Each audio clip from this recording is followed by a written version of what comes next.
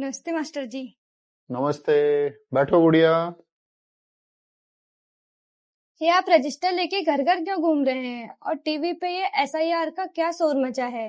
Voter list से नाम क्यों काटे जा रहे हैं? देखो, वोटर लिस्ट का काम हम सरकारी कर्मचारियों को दिया जाता है क्योंकि हम गांव मोहल्ले के लोकल होते हैं और सभी को जानते हैं। हम ही तुम्हारे बीएलओ अर्थात बूथ लेवल ऑफिसर हैं। तुमने जो अभी एसआईआर के बारे में पूछा है, इसका मतलब है स्पेशल इंटेंस रिवीजन, विशेष गहन पुनरीक्षण। ऐसा महाअभियान 2002 से 2004 के बीच 21 साल पहले हुआ था और अब उत्तर प्रदेश और अन्य 11 राज्यों में चल रहा है। क्योंकि इस एसआईआर अभियान के तहत बीएलओ खुद घर घर जाकर हर एक वोटर की जांच कर रहे हैं कि कौन जिंदा है, कौन मर चुका है और कौन 18 साल का हुआ है, कौन किस पते पर रह रहा है।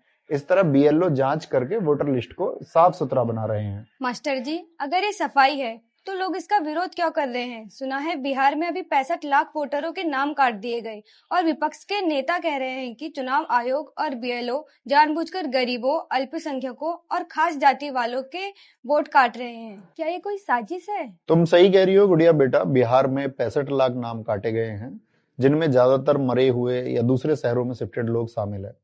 लेकिन गलतियां भी हुई है। बहुत से बीएलओ और अधिकारियों ने बिना किसी जांच परीक्षण के, यानी वोटरों के घर पर बिना गए ही स्थानीय नेताओं, मंत्रियों के दबाव में या काम चोरी करके ऑफिस में बैठे बैठे ही मनमानी ढंग से वोटरों का नाम काट दिया है या उन्हें दूसरे शहरों में शिफ्टेड और मृत दिखा दिया है, जिससे बहुत से जिंदा या अपने पते पर रह रहे वैध वोटरों का भी नाम वोटर लिस्ट से कट गया है।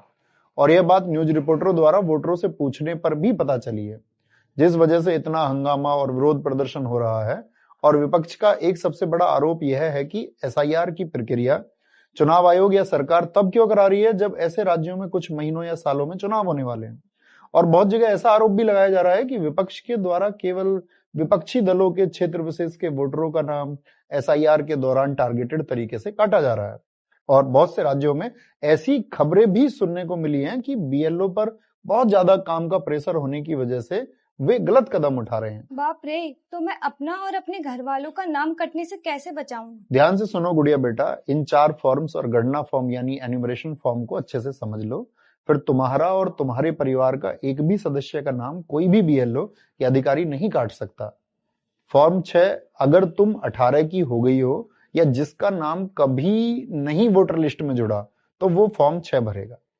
फॉर्म 7, दादाजी के गुजरने, पड़ोसी के हमेशा के लिए कहीं और शिफ्ट होने या वोटर आईडी में किसी नाम के डुप्लीकेट